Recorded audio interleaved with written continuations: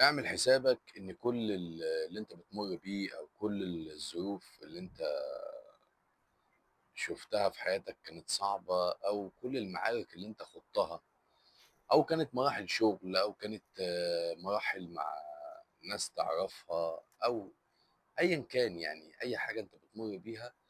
اعمل حسابك ان ديت آه، في دروس وفي موعظة من كل قصة انت مريت بيها. المفروض انك انت تستغلها وتعرف ايه هو المشكلة اللي حصلت علشان خاطر تتعلم منها في اللي جاي. كل ده بيأهلك لانك انت تكون اقوى للي جاي.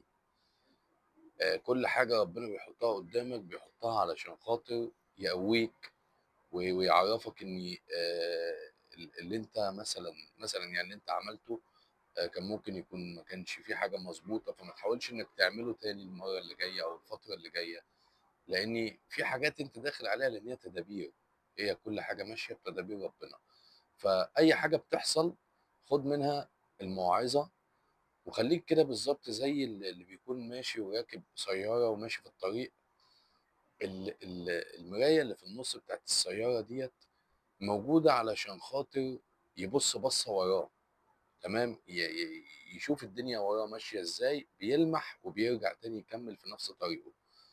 اللي عطلك او اللي ضايقك او اللي زعلك أو كل ده ارميه ورا ظهرك، ولكن خليك تاخد منه نظرة سريعة على انك تتفادى اللي جاي.